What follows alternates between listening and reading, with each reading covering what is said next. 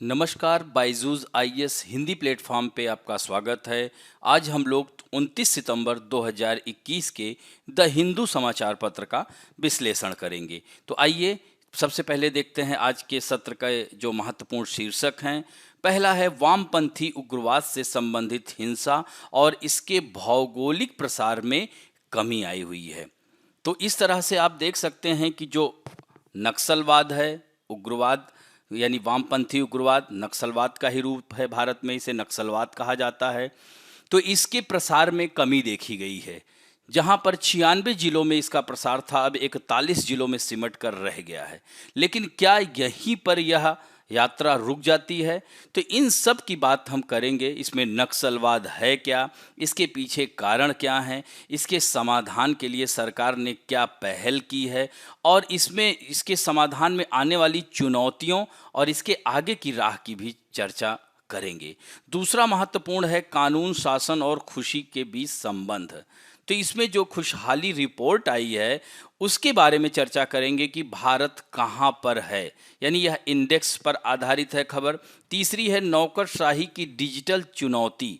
तो यह नौकरशाही है क्या, सोशल मीडिया के माध्यम से नौकरशाही किस प्रकार और इसके कार्यों में गुणवत्ता को और सुधार किया जा सकता है। तो इसमें हम थोड़ा सा नौकरशाही क्या है इसके बारे में भी जानेंगे, इसके कार्य क्या हैं। इसके साथ साथ सोशल मीडिया क्या होता है, इसके क्या सकारात्मक नकारात्मक पहलू हैं, इनकी भी चर्चा करते हुए इस डिजिटल चुनौती यानी सोशल मीडिया के माध्यम से नौकरशाही को कैसे और गुणवत्ता युक्त बनाया जाए या इसमें क्या कमियां हैं, इन सब बातों की चर्चा करेंगे।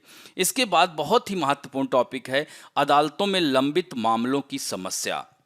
तो देश भर में अदालतों में लंबित मामलों की समस्या है। इसके पीछे भारत में जो लंबित मामले हैं इसके पीछे क्या कारण हैं, इन कारणों की चर्चा करेंगे, इनके निवारण की चर्चा करेंगे और इसके साथ साथ आगे की राह और क्या हो सकती है, तो इस पर भी बात करेंगे। और अंतिम टॉपिक है एंजेला मार्केल का नाम तो सुना ही होगा। 16 वर्ष तक उन्होंने जर्मनी पर शासन किया।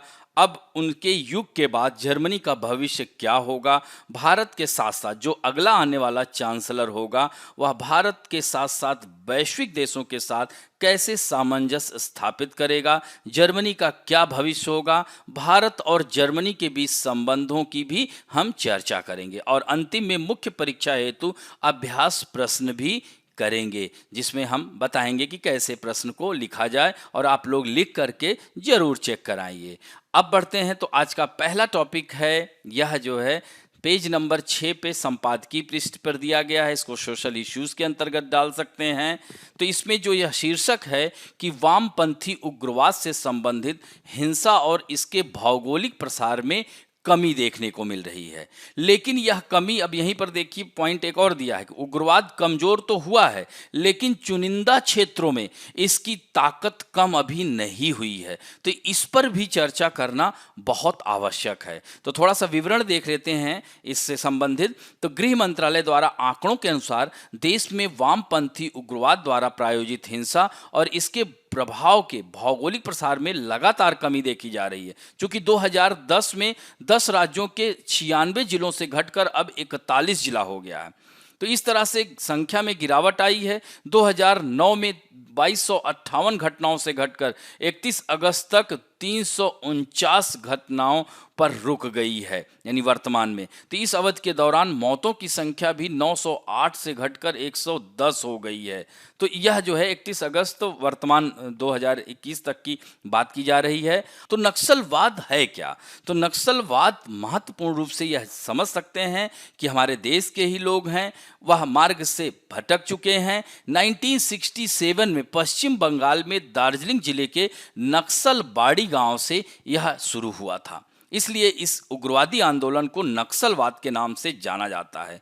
और वामपंथी उग्रवाद को दुनिया भर में माओवादी और भारत में नक्सलवादी के रूप में जाना जाता है। तो जमींदारों द्वारा छोटे एवं गरीब किसानों यानी गरीब किसानों के उत्पीड़न पर अंकुश लगाने के लिए सत्ता के खिलाफ चारू मजूमदार कानू सान्याल और कन्हई चटर्जी द्वारा शुरू किए गए इस सशस्त्र आंदोलन को ही नक्सलवाद नाम दिया गया था। और ये खासकर उन क्षेत्रों में, ज़्यादातर आदिवासी क्षेत्रों में यह ज़्यादा पनपा। तो माओवाद साम्यवाद का एक रूप है जिसे माओ से तुंग द्वारा विकसित किया गया था। और यह आंदोलन भारत के विभिन्न राज्यों, झारखंड, छत्तीसगढ़, उड़ीसा, आंध्र प्रदेश, मध्य प्रदेश, बिहार के कुछ क्षेत्र, उत्तर प्रदेश, हालांकि अब उत्तर प्रदेश में जो डेटा आंकड़े आ रहे हैं नक्सलवाद खत्म माना जा रहा है। तो इन सब क्षेत्रों में यह धीरे धीरे करके फैल गया, जैसे महाराष्ट्र में गढ़चिरौली डिस्ट्रिक्ट, इन सब क्षेत्रों में। तो इसे लाल गलियारा भी कहा जाता है। जहाँ जहाँ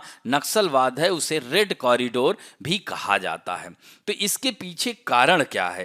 तो इसके पीछे सबसे महत्वपूर्ण कारण है कि आदिवासी बाहुल क्षेत्र, यानी आदिवासियों और गरीबों के लिए जो लड़ रहे हैं, नक्सलवादियों का कहना है कि ये उन आदिवासियों गरीबों के लिए लड़ रहे हैं जिनकी सरकार अनदेखी दशकों से कर रही है, और वे जमीन के अधिकार एवं संसाधनों के वितरण के संघर्ष में स्थानीय सरकारों का प्रतिनिधित्व करते हैं। तो इस तरह से माओवाद प्रभावित अधिकतर इलाके क्या है? आदिवासी बाहुल्य हैं, जहां इनके जीवन यापन की बुनियादी सुविधाओं का बहुत अभाव है।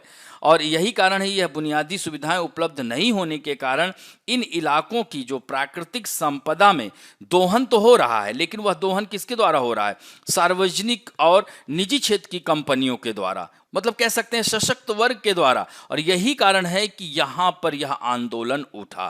तो यहाँ न सड़कें हैं, न पीने योग्य पानी की व्यवस्था है, न शिक्षा व स्वास्थ्य संबंधी सुविधाएं हैं, और न ही रोजगार के अवसर हैं। तो यह सार्वजनिक और निजी क्षेत्र की कंपनियों के हस्तक्षेप के कारण भी उन लोगों की जमीनें चली गईं और वह लोगों की भूखों मरने की नौबत आ गई।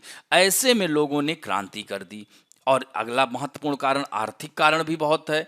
तो आर्थिक कारण कह सकते हैं कि इसके तहत, चूंकि अब देखिए उनके पास जमीन भी जो थी वो छिन गई, रोजगार नहीं है, तो ऐसे में अर्थव्यवस्था उनकी एकदम पूरी तरह से, उस क्षेत्र की अर्थव्यवस्था पूरी तरह से खत्म हो जाती है और उनके पास खाने को अनाज नहीं होता। तो ऐसे में वह लोग नक्सल ज्वाइन कर लेते हैं। और प्रशासन तक पहुंच ना हो पाने का कारण भी एक बहुत महत्वपूर्ण कारण है, क्योंकि प्रशासनिक इच्छा शक्ति की कहीं ना कहीं कमी के कारण, जनता और प्रशासन के बीच में संवाद की कमी के कारण यह नक्सलवाद पनप जाता है। और ऐसे में नक्सली लोग इन आम जनता को भी नक्सलवाद की आग में धकेल देते हैं। और महत्वपूर्ण कारण है अशिक्षा, विकास कार्यों की उपेक्षा। तो यहाँ पर जागरूकता की कमी, शिक्षा का अभाव, विकास कार्यों का ना होना, ऐसे में रोजगार के अवसर उपलब्ध नहीं होंगे तो क्या होगा? सर्वहारा की क्रांति तो होना लाजमी है। तो इस तरह से यह सब नक्सलवाद के कारण है। अब नक्सली गतिविधियों की जांच के लिए सरकार के द्वारा किए जा रहे प्रयास, ग्रे हाउंडस 1989 में ही विशिष्ट नक्सल विरोधी बल के रूप में इसे स्थापित किया गया था। और 2005 में एक सलवा जुदुम योजना आई थी, छत्तीसगढ़ में यह चलाई गई थी, लेकिन यह भी बाद में सक्सेस नहीं रही। फिर ऑपरेशन ग्रीन हंट 2009-10 में शुरू किया गया। इसके भी काफ़ी जो है सफल यह सिद्ध हुआ, लेकिन पूरी तरह से यह भी कायम नहीं कर पाया। और 2013 में आजीविका योजना के तहत रोशनी नामक विशेष पहल सरकार ने शुरू की थी, जिससे कि उन लोगों की आजीविका के साधन को उपलब्ध कराया जा सके। इसी तरह 2014 में वामपंथी उग्रवाद मोबाइल टावर परियोजना, चूंकि सबसे महत्वपूर्ण यह है कि उन क्षेत्रों में नेटवर्क की भी समस्या है, तो इस तरह से यह नक्सली वहां पर वारदात को अंजाम दे देते हैं। तो मोबाइल टावर की व्यवस्था, सूचनाओं का आदान प्रदान होता है और इस तरह से वहाँ के लोगों को सुरक्षित बचाया जा सके, इसलिए मोबाइल टावर परियोजना शुरू की गई। सर्वाधिक नक्सल प्रभावित 30 जिलों में जवाहर नवोदय विद्यालय, केंद्रीय विद्यालय का संचालन भी किया जा रहा है, जिससे कि उनको शिक्षा का जो है पाठ पढ़ाया जाए और शिक्षा के माध्यम से उनको मेन स्ट्रीम में लाया जा सके। और वर्ष 2015 में भी राष्ट्रीय नीति कार्य योजना तैयार की गई, जिसके तहत उसमें CISF और भी जो सेना के बल हैं, अर्धसैनिक बलों का प्रयोग करके वहां के लोगों को सहायता मुहैया कराई जा रही है। इसी तरह 2017 में केंद्र सरकार ने 8 सूत्रीय समाधान कार्य योजना की शुरुआत की गई है। तो यह समाधान से तात्पर्य है, एस से मतलब होता है S फॉर स्मार्ट लीडरशिप, जिसे कहेंगे कुशल नेतृत्व। ए से हो गया एग्रेसिव स्ट्रेटजी यानी आक्रामक रणनीति। Aim for motivation and training, अभिप्रेरणा और प्रशिक्षण। और ए फॉर एक्शनेबल इंटेलिजेंस यानी अभियोज्य गुप्तचर व्यवस्था। और डी फॉर डैशबोर्ड बेस्ड के परफॉर्मेंस इंडिकेटर्स एंड के रिजल्ट एरिया यानी कार्य योजना आधारित प्रदर्शन सूचकांक एवं परिणामोन्मुखी क्षेत्र, यानी इसमें पता किया जाता है कि इस क्षेत्र में नक्सलियों को समाप्त कर दिया गया है या नक्सलियों को मेन धारा में वापस लाया गया है। और एच फॉर होता है हार्नेसिंग टेक्नोलॉजी यानी कारगर प्रौद्योगिकी के द्वारा वहां पर जाकर के लोगों के बारे में पता करना और लोगों को फिर से, चूंकि ये हमारे ही लोग हैं, बिछड़ गए हैं, रास्ते से भटक गए हैं, उनको मेन पाथ पर लाने का सरकार इस तरह का कार्य कर रही है। और N for no access to financing यानी नक्सलियों के वित्त पोषण को विफल करने की रणनीति। चूंकि इन लोगों को पैसा बाहर से भी सपोर्ट मिल जाता है, तो ऐसे में इस पर जो है कंट्रोल किया है। तो खासकर डिमोनेटाइजेशन के बाद नक्सलवाद बहुत तेजी से कंट्रोल हुआ है। तो इस तरह से नक्सली समस्या के समाधान में जो आने वाली चुनौतियां हैं, तो दरअसल नक्सलवाद में जैसे कह सकते हैं सबसे महत्वपूर्ण जैसे स्वास्थ्य सुविधाओं का अभाव है, यानी सामाजिक आर्थिक कारणों से उपजा है। तो आदिवासी गरीबी और बेरोजगारी के कारण निचले स्तर की जीवन शैली से जीने को मजबूर हैं और स्वास्थ्य सुविधा के कारण इन्हें गंभीर बीमारियों से ये जूझते रहते हैं, जिसके कारण इनकी असामयिक मौत हो जाती है। तो यह असामयिक मौत होना कोई आश्चर्यजनक बात नहीं है और वहां पर आए दिन इस तरह के कृत्य होते हैं। तो इस तरह से आदिवासियों का विकास करने के बजाय उन्हें परेशान करने के लिए नए नए कानून व्यवस्था और आर्थिक असमानता, भ्रष्टाचार, खेती की दुर्दशा अभी भी जस की तस बनी हुई है। और इस तरह की समस्याओं से उन्हें असंतोष के बीज उत्पन्न होते हैं, जिनसे उनसे विद्रोह करने की क्षमता और बढ़ जाती है। और एक सबसे महत्वपूर्ण कारण है कि नक्सलियों द्वारा अंतर्राज्यीय सीमा का लाभ उठाया जाना। केंद्र और राज्यों तथा अन्य राज्यों के बीच में आपसी समन्वय का अभाव है। यही कारण है कई राज्य ऐसे हैं कि केंद्र का सपोर्ट ही नहीं करते। ऐसे में नक्सलवाद पूरी तरह से पक्षपोषित होता रहता है और जिसके कारण यह समस्या का समाधान नहीं हो पाता है। तो ये सारी चुनौतियां हैं। अब आगे की राह क्या हो सकती है? तो यही माओवादियों को अपना सशस्त्र संघर्ष को छोड़ने के लिए मजबूर होना चाहिए और यह तभी हो सकता है जब आदिवासी लोग और शांति को बढ़ावा देने वाले नागरिक समाज के कार्यकर्ता भी सशक्त हों। और सरकार को यहाँ पर सिर्फ ये नहीं है कि यह कमी आई हुई है, आगे भी इस पर ध्यान देना होगा। जब तक जीरो डिस्ट्रिक्ट नहीं हो जाता है तब तक सरकार को, गृह मंत्रालय को इस कार्य को करना चाहिए। तो इस तरह से भारत सरकार को केवल माओवादी उग्रवाद के कमजोर होने से संतुष्ट नहीं होना चाहिए, क्योंकि अभी हाल ही में जो है झारखंड सरकार ने यह आरोप लगाया है कि नक्सलवाद पूरी तरह से नहीं ठीक किया गया है। तो ऐसे में जो है अभी सरकार को हाथ पर हाथ धरकर बैठने की आवश्यकता नहीं है। अब बढ़ते हैं दूसरे महत्वपूर्ण, यह भी संपादकीय पृष्ठ पे आया हुआ है, पेज नंबर 7 पे, इसको सोशल जस्टिस के अंतर्गत डाल सकते हैं। तो यहाँ पर कानून, शासन और खुशी के बीच में संबंध, यही हमने संदर्भ लिया है। तो इसमें जो थोड़ा सा विवरण देख लेते हैं कि 2012 में संयुक्त राष्ट्र विश्व खुशहाली रिपोर्ट के प्रकाशन की शुरुआत तक खुशी को शासन का उद्देश्य नहीं माना जाता था, लेकिन अब यह शासन की गुणवत्ता का एक नया पैमाना बनकर उभरा है। तो कानून, शासन और खुशी के बीच संबंध पिछले कुछ वर्षों में काफी ध्यान आकर्षित कर रहे हैं। यानी अब देखिए, कानून, शासन और खुशी, यानी शासन, प्रशासन, कानून के अगर तर्क संगत रूप से कार्य किया जाए तो अब लोगों में, वहां के रहने वाले लोगों में खुशहाली इंडेक्स अपने आप बढ़ेगा। तो ऐसा इसलिए क्योंकि रिपोर्ट ने बार बार दिखाया है कि उच्च जीडीपी और उच्च प्रति व्यक्ति आय वाले देश जरूरी नहीं कि सब खुशहाल हों। क्या वहां की व्यवस्थाएं ठीक हैं? तो इस तरह से अब देखिए 2021 की संयुक्त राष्ट्र की खुशहाली रिपोर्ट में भारत को 149 देशों में 139 स्थान दिया गया है। तो इस वर्ष यह रिपोर्ट विश्व के लोगों पर कोविड-19 के प्रभावों पर केंद्रित है, क्योंकि यह कोविड-19 की वजह से हमारा देश ही नहीं पूरा विश्व इस महामारी से जूझ रहा है। तो ऐसे में खुशहाली में कमी आई है। तो वैश्विक खुशहाली रिपोर्ट 2021 में यही दिखाया गया है कि इस बात को इंगित करता है कि इन देशों के लोग खुद को कितना खुशहाल मानते हैं। यह रिपोर्ट 6 कारकों को, इसमें 6 कारक शामिल होते हैं। सबसे पहली रिपोर्ट जो कह सकते हैं, यह रिपोर्ट जो तैयार की जाती है, इसमें पहला कारक है प्रति व्यक्ति सकल घरेलू उत्पाद। तो यह प्रति व्यक्ति सकल घरेलू उत्पाद अगर सब लोगों का अच्छा होगा तो जाहिर सी बात है उनके घर में खुशहाली होगी। सामाजिक सहयोग, सोशल कोऑपरेशन, ये बहुत महत्वपूर्ण है।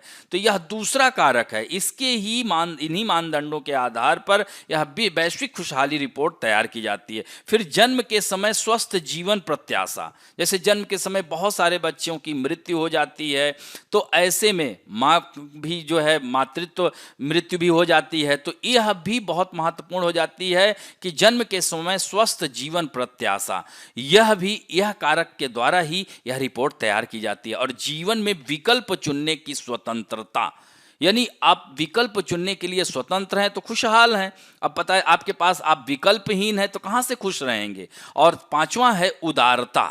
तो यह बहुत ही महत्वपूर्ण है कि हम उदार व्यक्तित्व रखें। उदारता एक सबसे महत्वपूर्ण कारकों में से एक है जिसमें खुशहाली रिपोर्ट में इसे डाला गया है। और भ्रष्टाचार की धारणा, तो यह भ्रष्टाचार की धारणा को भी इसमें कि कितना भ्रष्टाचार है, कौन सा देश बहुत भ्रष्ट है, कौन सा अशांत है, तो उसमें खुशहाली इंडेक्स जाहिर सी बात है कम ही आएगा। तो इस तरह से फिनलैंड लगातार चौथे वर्ष विश्व का सबसे खुशहाल देश घोषित किया गया है।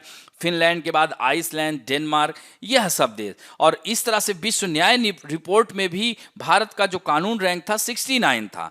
तो इसकी जीवन स्वतंत्रता, आर्थिक न्याय, गरिमा और राष्ट्रीय एकता के अधिकार पर प्रभाव डालता है। तो जैसे भारत का जो इंडेक्स खुशहाली रिपोर्ट में 149 देशों में 139 है, सोचिए 139 रैंक है। तो लोगों पर कोविड-19 के प्रभावों और शासन प्रणालियों के प्रदर्शन के उनके मूल्यांकन को ध्यान में रखते हुए इस खुशी को मापा गया है। तो रिपोर्ट से यही पता चलता है कि कोविड-19 प्रेरित सामाजिक गड़बड़ी का खुशी पर गंभीर प्रभाव पड़ा है, क्योंकि महामारी के दौरान साझा करना और सामुदायिक जीवन बेहद प्रभावित हुआ था। अगर शासन और कानून की देखें तो खुशी के मामले में भारत का निराशाजनक प्रदर्शन है, क्योंकि भारत में खुशी को भी सार्वजनिक नीति को स्पष्ट लक्ष्य नहीं माना गया है। तो हैप्पीनेस स्कोर जो शीट है, इसमें खुशी के निर्धारण में अधिकारों की गारंटी, भागीदारी, गरिमा, सामाजिक न्याय महत्वपूर्ण है। और हम कानून की भूमिका को केवल स्वीकृति देने वाला साधन तक सीमित है जो लोगों की प्रतिशोधी प्रवृत्ति को संतुष्ट करता है। हालांकि कानून कई सकारात्मक पहलू को बनाने में सक्षम है, जिससे कि सामूहिक विवेक, देखभाल और सहयोग हो सकता है। तो कानून को लोगों के जीवन में खुशियां लानी चाहिए। भारतीय समाज में बड़े पैमाने पर नाखुशी का जो कानून और उसकी संरचनाओं के संचालन के तरीके से बहुत कुछ लेना देना है। लोग दर्द और पीड़ा में रहते हैं क्योंकि उनकी वैध शिकायतों को कानूनी व्यवस्था द्वारा दूर नहीं किया जाता है। और यह मानना गलत होगा कि अदालतों द्वारा तय किया गया हर मामला लोगों को खुशी देगा। तो विश्व न्याय रिपोर्ट के अनुसार दुनिया में कम से कम 40% लोग हैं जो कानून के संरक्षण से बाहर रहते हैं। तो 5 अरब से ज़्यादा लोग इस न्याय की जो खाई है इसमें कह सकते हैं इसी में पड़ जाते हैं। और इन आंकड़ों में महज एक संख्या नहीं है, क्योंकि इन मामलों से जुड़े सभी लोग चिंता की स्थिति में हैं। वे निश्चित रूप से खुश नहीं हैं। आमतौर पर इन लोगों के आपराधिक न्याय प्रणाली नाखुशी का स्रोत है। तो अब जैसे विश्व न्यायिक रिपोर्ट में ही बता रहे हैं भारत का 69 रैंक है, और आंकड़े यही बताते हैं खुशहाल देशों में अपराध दर कम है। तो अपराध और उसके परिणाम स्वरूप होने वाले पीड़ा दुख का एक प्रमुख स्रोत है। तो उदाहरण के लिए देखिए फिनलैंड क्या है, सबसे खुशहाल देश है। तो फिनलैंड जो है, इसके साथ साथ और भी देश हैं। तो यहाँ पर डेनमार्क, फिलीपींस, दक्षिण अफ्रीका, भारत और श्रीलंका में 4 अपराधों में से कम एक राष्ट्र के खुशी स्कोर के साथ विपरीत संबंध साझा करता है। यानी जहाँ पर अपराध अधिक होंगे वहाँ के लोग खुश कम होंगे। इसका मतलब यही है, यहाँ पर सीधे सीधे यही कहा जा रहा है कि आपराधिक न्याय लोगों के जीवन को व्यापक रूप से प्रभावित करता है। यानी उच्च अपराध दर वाले देशों में रहने वाले व्यक्ति तुलनात्मक रूप से कम अपराध दर वाले देशों में रहने वाले व्यक्तियों की तुलना में कम खुश और हैं। जैसे संयुक्त अरब अमीरात दुनिया का पहला ऐसा देश था जिसने खुशी मंत्रालय की स्थापना की थी। तो मंत्रालय एक खुशी मीटर के माध्यम से नीतियों के प्रभाव की निगरानी करता और बेहतर जीवन सुनिश्चित करने के लिए उपाय करता है। इसी तरह से एशिया में भूटान है, हैप्पी इंडेक्स में खुशहाल देश के रूप में जाना जाता है। तो भूटान ने सुशासन के उपाय के रूप में सकल राष्ट्रीय खुशी की शुरुआत उन्होंने की थी। तो इससे बड़ी संख्या में लोग अपनी सरकार पर भरोसा करते हैं, जो खुशी के लिए एक महत्वपूर्ण शर्त है। तो इस तरह से आप देख सकते हैं कि यह रिपोर्ट है। तो आगे की राह यही हो सकती है कि इस खुशहाल रिपोर्ट में जो दिया गया है कि विश्व न्याय रिपोर्ट और विश्व खुशहाली रिपोर्ट, आंकड़ों को देखते हुए खुशहाल देशों में जो अपराध दर है वह कम है।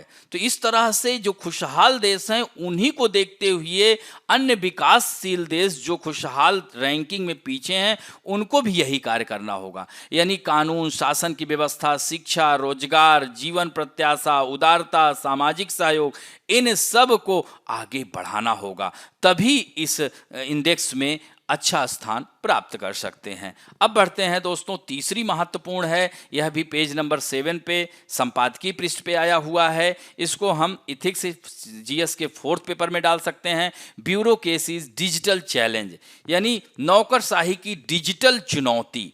यानी यदि सिविल सेवक सोशल मीडिया का उचित उपयोग नहीं करते हैं तो स्वतंत्र सलाहकार के रूप में उनकी भूमिका खतरे में पड़ जाती है। तो यहाँ पर संदर्भ यही दिया गया है कि नौकरशाही की डिजिटल चुनौती। तो यहाँ पर महत्वपूर्ण हो जाता है, थोड़ा सा सोशल मीडिया और नौकरशाही को जान लेते हैं। तो सोशल मीडिया से आशय यही है कि पारस्परिक संबंध के लिए एक अंतर्जाल या अन्य माध्यमों द्वारा निर्मित आभासी समूहों से है। यह व्यक्तियों और समुदायों के साझा सहभागी बनाने का माध्यम है। यानी सूचनाओं का आदान प्रदान मोबाइल वेब आधारित प्रौद्योगिकियों के माध्यम के रूप में इसे देखा जा सकता है। जैसे आज हम लोग यूज करते हैं, ट्विटर है, व्हाट्सएप है, फेसबुक है, इन सब माध्यमों का भी प्रयोग करते हैं। तो इसके सोशल मीडिया के सकारात्मक पहलू क्या हैं? तो सोशल मीडिया का सकारात्मक पहलू यही है कि यह दुनिया भर के लोगों से जुड़ने का एक महत्वपूर्ण साधन है और इसने विश्व में संचार को एक नया आयाम दिया है। आज आप लोग खुद ही एहसास करते होंगे कि जो पुराने दोस्त आपके छूट गए थे, आज वह फेसबुक पर फिर से वापस मिल जाते हैं। व्हाट्सएप के माध्यम से, ट्विटर के माध्यम से आप उन्हें ढूंढ लेते हैं। तो उपेक्षित लोगों की आवाज भी बन सकता है। आज देखिए कि सोशल मीडिया पे कई ऐसे वीडियोस वायरल कर दिए जाते हैं जिससे उसको न्याय मिलता है। तो इस तरह से आम नागरिकों के बीच जागरूकता फैलाने के लिए भी इस तरह से सियासतदार भी राजनीति में भी इसका प्रयोग करके चुनाव जीतते हैं और इसी तरह से आम नागरिकों में भी जागरूकता फैलती है। पहले कोई खबर होती थी, महीनों लग जाते थे पहुंचने में, लेकिन अब ग्रामीण क्षेत्र के लोग भी जागरूक हैं कि कहां पर कौन सी राजनीतिक गतिविधि चल रही है, कहां पर कौन सी घटना घटित हुई है। इसके नकारात्मक पहलू भी हैं। देखिए, जिसके फायदे हैं तो नुकसान भी हैं। तो फेक न्यूज, हेट स्पीच फैलाने में महत्वपूर्ण भूमिका निभाता है। आज देखिए कि हेट स्पीच के माध्यम से लोग उसकी मतलब जो वायरल होती है वीडियोस या फोटो, उसको देखते नहीं और शुरू हो जाते हैं कयास लगाना, अपना निर्णय देना शुरू कर देते हैं। धोखाधड़ी का चलन भी बहुत तेजी से बढ़ा हुआ है। आप गोपनीयता की कमी है, निजता की कमी हो रही है, साइबर अपराध, हैकिंग और फिशिंग आदि का खतरा, आपके बैंक अकाउंट से पैसा निकाल लिया जा रहा है। तो इस तरह की भी समस्याएं देखने को मिलती हैं। सोशल मीडिया के यह नकारात्मक प्रभाव हैं। इसी तरह से नौकरशाही क्या है? तो किसी बड़ी संस्था या सरकार के परिचालन के लिए निर्धारित की गई संरचनाओं एवं नियमों को समग्र रूप से नौकरशाही या ब्यूरोक्रेसी कहते हैं। तदर्थशाही के विपरीत इस तंत्र में सभी प्रक्रियाओं के लिए मानक विधियां निर्धारित की गई होती हैं और उसी के अनुसार कार्यों का निष्पादन अपेक्षित होता है। तो इसमें शक्ति का जो औपचारिक रूप से विभाजन एवं पदानुक्रम इसके अन्य लक्षण हैं। और नौकरशाही की विशेषता ही यही है कि कर्मचारियों एवं अधिकारियों के बीच अच्छे प्रकार से परिभाषित प्रशासनिक कार्य का विभाजन करना है। कर्मियों की भर्ती, उनके कैरियर की सुव्यवस्थित एवं तर्क संगत तंत्र को स्थापित करना है, अधिकारियों में पदानुक्रम ताकि शक्ति एवं अधिकार का समुचित डिस्ट्रीब्यूशन हो सके, यह इसके विशेषताएं हैं। तो इस तरह से आपने नौकरशाही और सोशल मीडिया दोनों को देखा। तो इस तरह से भारतीय नौकरशाही के लिए आज जो सबसे बड़ी चुनौती जो डेस्क से डिजिटल में बदलाव है, और यही बदलाव ई ऑफिस और ई गवर्नेंस और संक्रमण तक सीमित नहीं है, बल्कि इससे डिजिटल स्पेस के संगठनात्मक और नौकरशाही प्रक्रिया शामिल है, विशेष रूप से सोशल मीडिया का उपयोग। तो मुख्य रूप से पूर्व पर ध्यान केंद्रित किया गया है, यदि बाद वाले पर काफी हद तक ध्यान नहीं दिया गया। यानी सिविल सेवकों द्वारा सोशल मीडिया के उपयोग पर दो तरीके की राय देखने को मिल रही है, जबकि पूर्व सिविल सेवकों सहित कई लोग हैं जिन लोगों का तर्क है कि भारतीय नौकरशाही की परिभाषित विशेषता प्रक्रिया में अगर समझौता हो जाता है तो सोशल मीडिया एक सकारात्मक पहलू के रूप में कार्य कर सकता है। नौकरशाहों को पदानुक्रम, औपचारिक संबंधों, मानक प्रक्रियाओं की विशेषता, सोशल मीडिया की पहचान खुलेपन, पारदर्शिता और लचीलेपन से होती है। तो इस तरह से सोशल मीडिया के माध्यम से नौकरशाही में भी कह सकते हैं कि पारदर्शिता और लचीलेपन को आगे बढ़ाया जा सकता है, और यह कई सिविल सेवक आम लोगों के लिए सुलभ हो जाएंगे और सार्वजनिक सेवा वितरण के मुद्दों और दुर्गम माने जाने वाली संस्थाओं के प्रति सकारात्मक दृष्टिकोण भी बनेगा। और इस तरह से सोशल मीडिया ने सरकारी नीतियों और कार्यक्रमों के बारे में लोगों में जागरूकता भी बढ़ाई है। अब लोग डायरेक्ट जाकर अधिकारियों से, ब्यूरोक्रेट से मिलते हैं कि हमारी इस योजना का क्या हो रहा है, इस योजना के माध्यम से हमें लाभ नहीं मिल पा रहा है। इस तरह से सोशल मीडिया बहुत ही कारगर सिद्ध हो सकता है। अब आगे की राय यही है कि नौकरशाहों को सार्वजनिक नीतियों में सुधार के लिए सोशल मीडिया का उपयोग करना चाहिए। यदि वे सोशल मीडिया का उचित उपयोग नहीं करते हैं तो स्वतंत्र सलाहकार के रूप में उनकी भूमिका खतरे में पड़ जाएगी, और इस तरह से आम जनता को भी नौकरशाही का लाभ मिल सकता है। अब बढ़ते हैं, चौथा महत्वपूर्ण टॉपिक है, इसको पॉलिटी में डाल सकते हैं, यह पेज नंबर 7 पे आया हुआ है, इसको जीएस के सेकंड पेपर में डाल सकते हैं कि जो भी अभी अदालतों में लंबित मामलों से संबंधित यह लेख है। तो अदालतों में लंबित मामलों की समस्या है, देश भर की अदालतों में लंबित मामलों की समस्या से कुछ उपायों के द्वारा हम इसे निपट सकते हैं। तो इस पे थोड़ा सा इस पे देख लेते हैं। महत्वपूर्ण जो दिया गया है कि भारत में 40% से अधिक मामलों का फैसला 3 साल के बाद होता है, जबकि अन्य देशों में 1% से कम मामलों का फैसला 3 साल बाद होता है। यदि भारत निर्णायक और शीघ्रता से कार्य नहीं करता है तो यह प्रतिशत और बढ़ेगा। भारत में सोचिए 70% कैदी विचाराधीन कैदी हैं, ज्यादातर गरीब नागरिक हैं, उनको न्याय नहीं मिल पाता। तो कोविड-19 वर्षों में सभी, मतलब पूर्व कोविड-19 वर्षों में सभी अदालतों में लंबित मामलों की वृद्धि एक वर्ष में लगभग 5.7 लाख हुआ करती थी, और अकेले 2020 में यह बढ़कर 51 लाख हो गया है। तो यह आंकड़ों से आप देख सकते हैं कि सुप्रीम कोर्ट ने यह भी कहा है कि देश के 25 उच्च न्यायालयों में 57.51 लाख से अधिक लंबित मामलों में 54% मामले 5 उच्च न्यायालयों, इलाहाबाद, पंजाब, हरियाणा, मद्रास, बॉम्बे और राजस्थान में है। तो राष्ट्रीय न्यायिक डेटा ग्रिड डेटा के अनुसार 56.4% लंबित मामले पिछले 5 वर्षों के दौरान मामले दायर किए गए हैं, जबकि 40% मामले 5 से 20 साल पहले दर्ज किए गए थे। सोचिए, उनको अभी न्याय मिला ही नहीं। तो यह जो है, न्याय मिलना भी एक कठोर, कह सकते हैं कि दंड ही है। तो भारत में लंबित मामलों के कारण क्या हैं? तो भारत में लंबित मामलों के कारण, सबसे महत्वपूर्ण कारण जो हैं, स्थायी रिक्तियां, यानी भारत भर में न्यायालयों की जो स्वीकृत संख्या है उस हिसाब से जो स्थायी रिक्तियां हैं वो भरी ही नहीं जाती हैं, और इसमें सबसे खराब प्रदर्शन करने वाले राज्यों में यह रिक्तियां 30% से अधिक हो गई हैं, जिसके कारण निचली अदालतों में मुकदमों की जो औसत प्रतीक्षावधि है लगभग 10 वर्ष हो जाती है। अब सोचिए, और तथा उच्च न्यायालयों में यह 2 से 5 वर्ष तक लंबित रह जाता है। दूसरा महत्वपूर्ण कारण है जिला अदालतों की खराब स्थिति, यानी अधीनस्थ न्यायालयों की स्थिति बहुत ही खराब है। देश भर में जिला अदालतें अपर्याप्त बुनियादी ढांचे और खराब कार्यों की परिस्थितियों से ग्रसित हैं, जिसमें सुधार की भारी आवश्यकता है। तो इस तरह से इसके अलावा न्यायालयों, चिकित्सकों और अन्य ग्राहकों के मामलों में महानगरों से बाहर के लोगों के बीच एक डिजिटल डिवाइड भी मौजूद है। तो इस तरह से कम आवंटित बजट भी एक महत्वपूर्ण कारण हो जाता है, क्योंकि न्यायालय को आवंटित बजट सकल घरेलू उत्पाद का सोचिए 0.08 और 0.09, सोचिए 0.09% के बीच है। केवल 4 देश ऐसे हैं, जापान, नॉर्वे, ऑस्ट्रेलिया और आइसलैंड, जिनका बजटीय आवंटन कम है। लेकिन भारत की तरह इन देशों में देरी में न्याय की समस्या नहीं है। और एक सबसे महत्वपूर्ण कारण है लंबे अवकाश की प्रणाली प्रथा। तो निचली अदालतों में विद्यमान लंबे अवकाश की प्रथा भी मामलों को लंबित कर देती है। तो इस तरह से यही सब हैं जो इसके पीछे कारण हैं। और देश भर की अदालतों में लंबित मामलों की समस्या से निम्न उपायों से निपटा जा सकता है। यानी रिक्तियों को भरना आवश्यक है। तो सबसे पहले जो स्वीकृत न्यायिक पदों को भरकर लंबित मामलों को कम किया जा सकता है। और इस तरह से जब रिक्तियां भर जाएंगी तो जाहिर सी बात है जो लंबित मामले हैं वो अपने आप ही कम हो जाएंगे।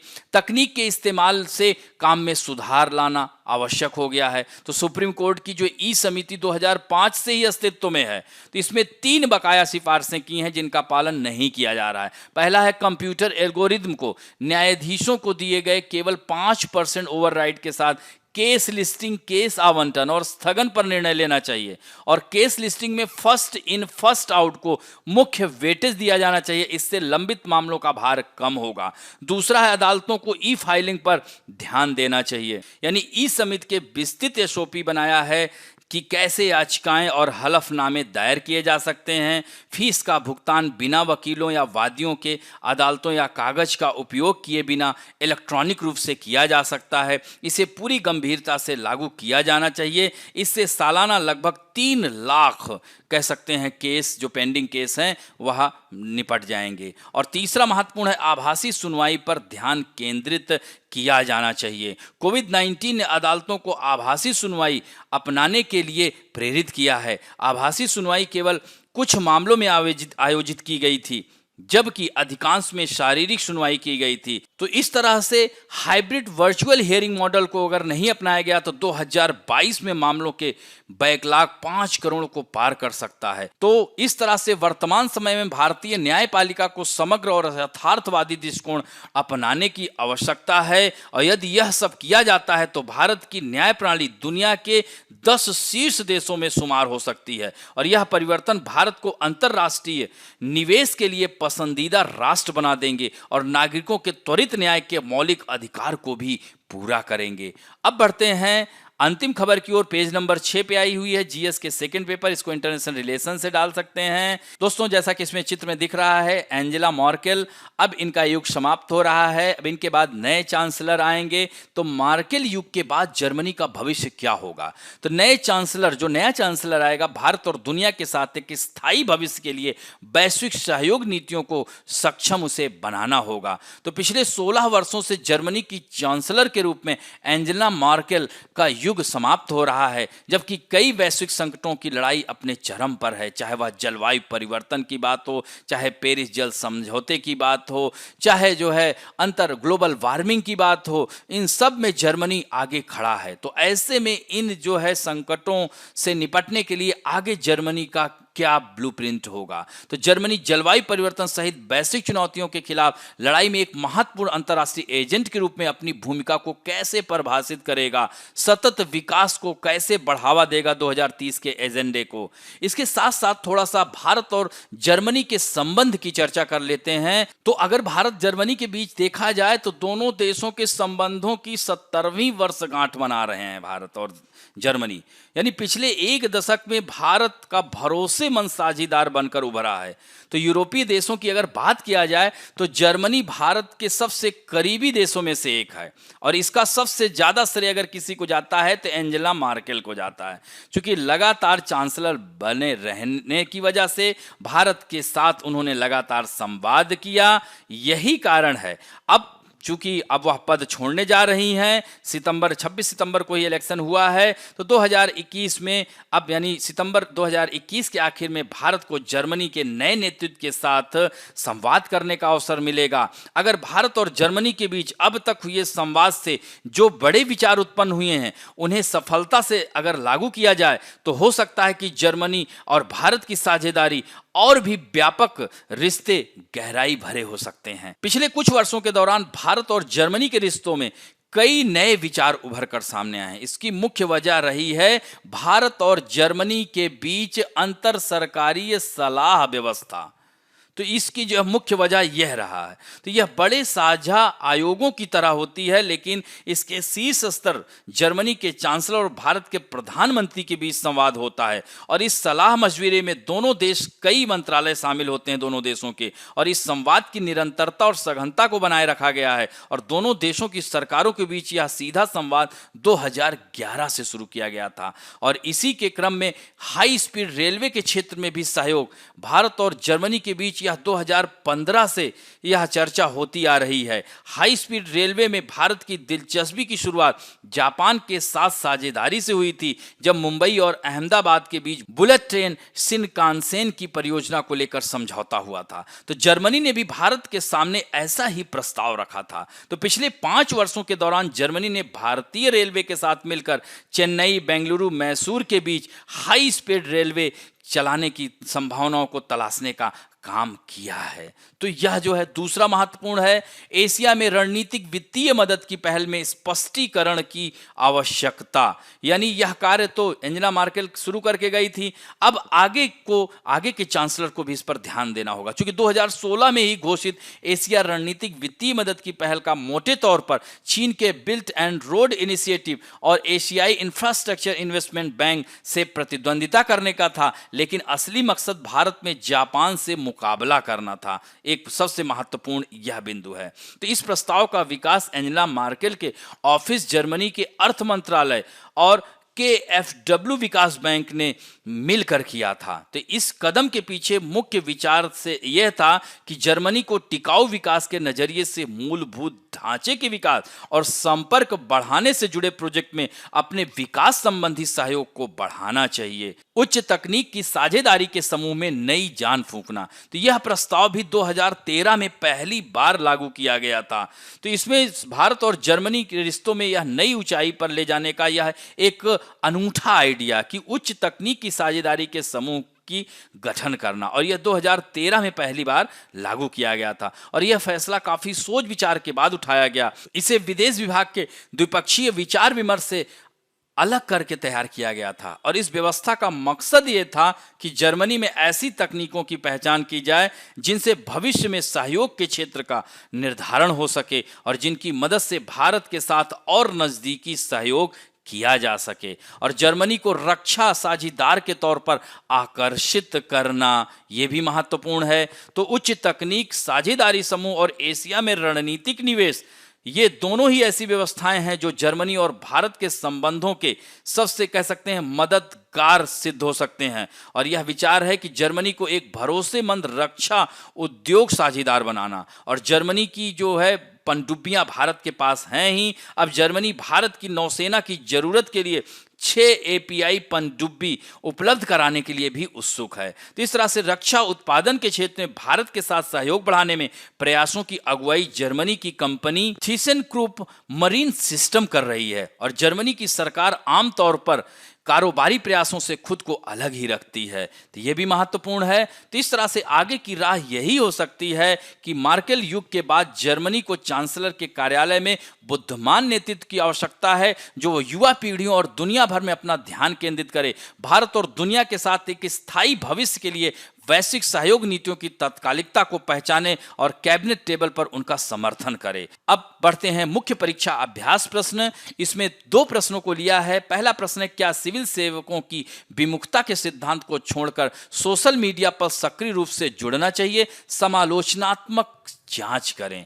तो अब सिविल सेवकों को यह विमुखता के सिद्धांत को छोड़कर यानी सोशल मीडिया के सामने आना चाहिए, जैसे कि पारदर्शिता लाया जा सके, नागरिकों और सिविल सेवकों के बीच में कह सकते हैं कि संवाद स्थापित होने का यह सबसे महत्वपूर्ण जरिया सिद्ध हो सकता है सोशल मीडिया। तो इसका समालोचनात्मक आपको परीक्षण करना है। तो इसको भी 3 भागों में तोड़ लीजिएगा। सर्वप्रथम भूमिका, फिर विवरण और अंत में निष्कर्ष।